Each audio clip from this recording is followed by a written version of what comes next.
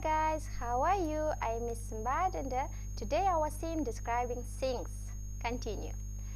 Сәлем балалар, қалдарың қалай? Сендермен мен Miss Simbad және де біз өткен сабақты жалғастыратын боламыз. Let's start. Өткен сабақта естеріңде болса, біз сілтеу есімдіктерін өткен болатымыз, бірақ ол сілтеу есімдігін біз жекеше түрін, яғни тек бір затқа айтылатын кезде ғана айтатын сөздер сілтеу есімдіктерін өткен болатымыз.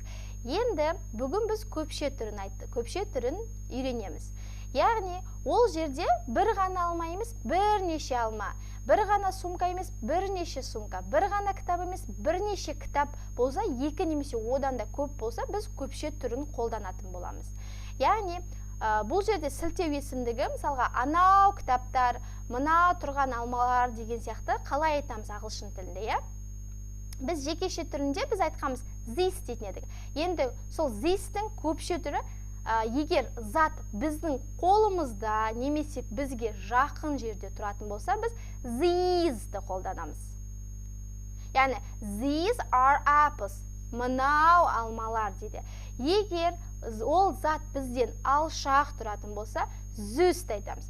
Those are apples, анау алмалар, анау тұрған алмаларды айтып жатырмыз, иә? So children, look at the picture. Қанеке балдар, мына картинкаға қараймыз. Мысалға бұл жерде бір емес, екі сумка көрсетіліп тұр, иә? Ол бізге жақын орналасылып тұр, иә? Мысалға мынау картинкаға қарайтын болсаң, стрелкамен жақын орналасып тұр бізге. These bags. Мынау сумкалар, иә? Егер ол бізде алшақ, ара қашық бар болса, біздің арамызда ол затпен алшақ орналасқан болса, біз those bags. Яғни анау сумкалар деп айтамыз, иә?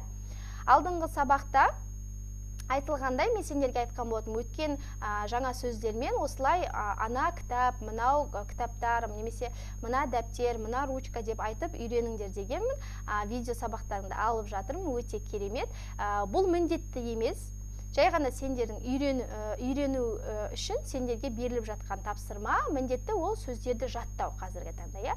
Енді сол сияқты көпше түрмен жаңағыдай сөйлем құрап үйренеміз, иә? Мысалға, ана сумка, ана дәптер, ана ручка, мына ручкалар, немесе мына алмалар деген сияқты, мына машиналар деген сияқты, мына парталар деген сияқты сөйлем құрап үйренеміз, иә?